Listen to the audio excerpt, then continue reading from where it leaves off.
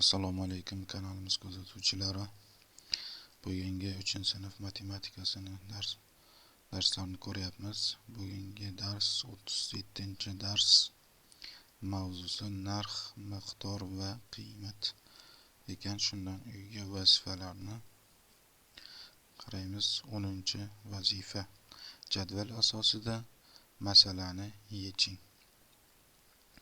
Bu yerda bizga jadval berilgan.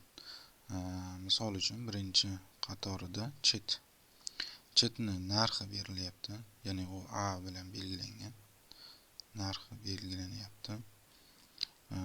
Uning miqdori belgilanyapti N va qiymatini berilyapti C bilan, ya'ni uni qiymatini topishimiz kerak. Bu jadval asosida buni qiymati qancha bo'lishini ishlashimiz kerak bo'ladi. Ikkinchi qatorda atlas,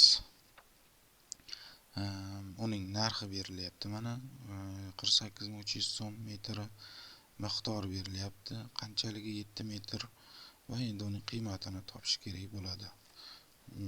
Mana shularni ishlab ko'ramiz. Bizda demak qiymatini topish formulasi bor edi. Ya'ni A narxni N miqdorga ko'paytirsak, uning qiymati hosil bo'lardi. Shu formula asosida topamiz. Birinchi bo'lib mana chetni ishlaymiz. Uning narxi 27500 ga teng. Uni ko'paytiramiz 9 ga va uni qiymatini topamiz. Ko'paytirib olsak 27500 ni 9 ga ko'paytirsak 9 kere 5 45 ning 5i 4 edildi. 9 kere 7 63 67 6 edildi. 9 kere 2 18 qo'shsak 24 va ikkita nolni yozamiz. 247500 bo'ladi.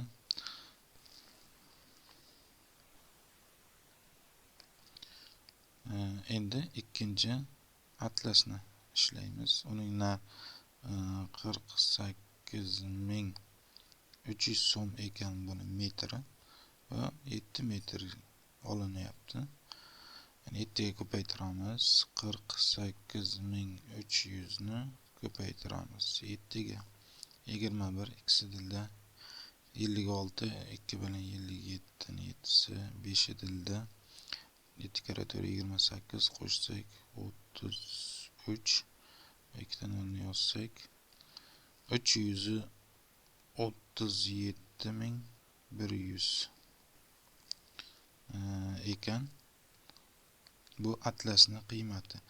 Endi bizda mana bu yerda jamini ham so'rayapti. Bizda mana bu yerda jadvalga qaraydigan bo'lsak, jamini ham topishimiz kerak bo'lyapti. Endi buning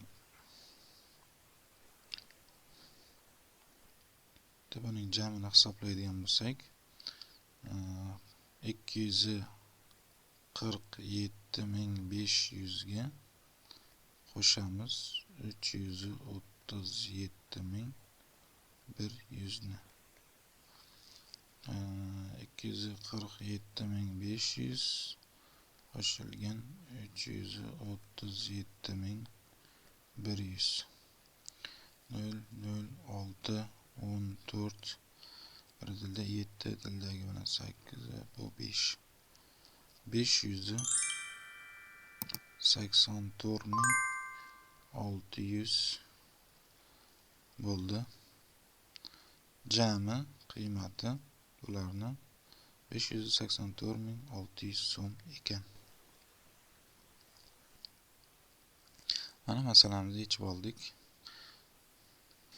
Endi 11-vazifani ishlaymiz. Tenglamalarni yeching. A tenglamani ishlasak. 178.300 qo'shilgan x qo'shilgan 340.125 teng 551. Biz bu yerda qavsni ochib olamiz. 178.300 qo'shilgan x qo'shilgan 340.125 bu 925 edi. 551.925. Endi bu yerda tenglikning chap tomonidagi 178.300 ga 340.125 ni qo'shib olamiz. Qo'shsak 178.300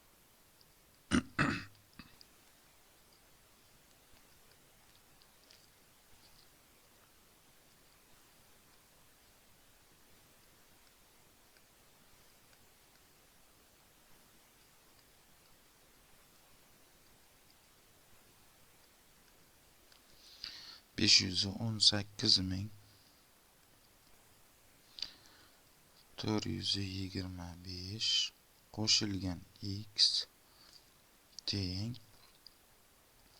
551.925 ga. Endi 518.425 ni tenglikni o'ng tarafiga olib o'tamiz. Demak, bu tarafda faqat x qoldi. Barobar 551.925 dan ayiramiz 518.425 ni. Mana bu yerda ayirib olamiz. Bu yerda ayira olmas ekanmiz.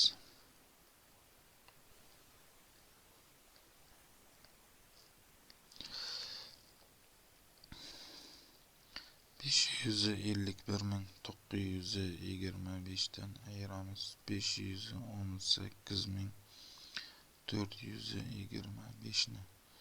0 0 5 5 dan qarz beramiz. 11 dan 8 ni ayirsak 3. Bu yerda 4 qoldi. 4 dan 1 ni ayirsak 3 bo'ladi.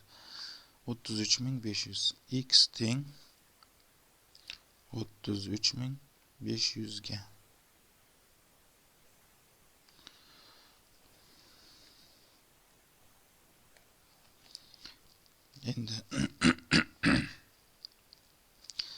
Endi b ni ishlaymiz.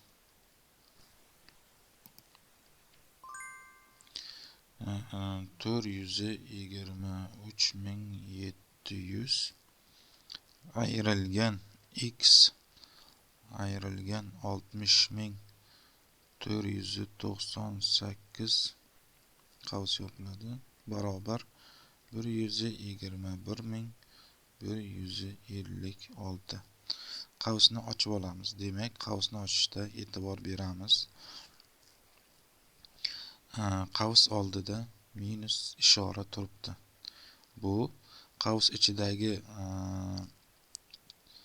sonlarni, ifodalarning qiymati, ya'ni ishorasi qarama-qarshiga o'zgarishini bildiradi. Ya'ni qanday desak, hozir ko'ramiz. 423.700.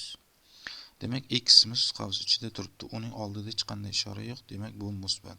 Ya'ni minusdan bo'lib chiqadi. Minus x 60.498 ni oldida minus ishora turgani uchun bu qo'shuv, teskari qo'shuv bo'lib chiqadi. Ya'ni shunda 60.498 barobar 121.156 bor.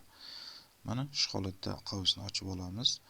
Endi biz 423.700 ga 60.498 ni qo'shib olishimiz kerak.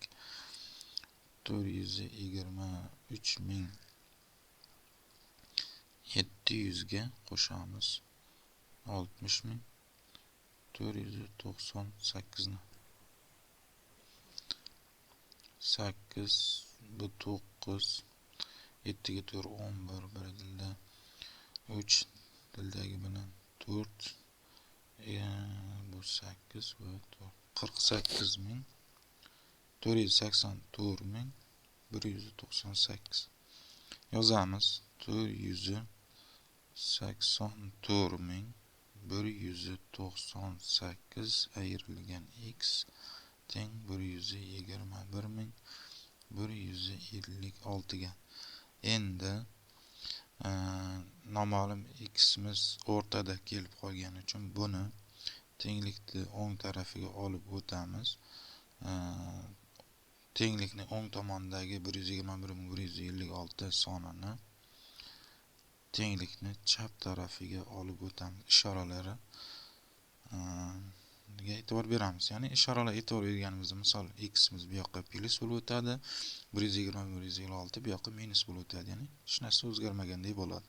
Mana 484.198 ayrilgan 121.156 teng x ga.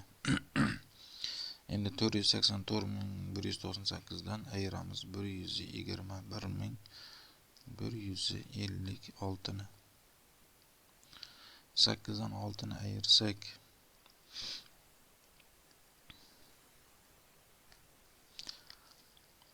2 bo'ladi. 9 dan 5 ni ayirsak 4 bo'ladi. 1 dan 1 0, 4 dan 1 ni ayirsak 3, 8 dan 2 6, 4 dan 1 ni ayirsak 3 bo'ladi.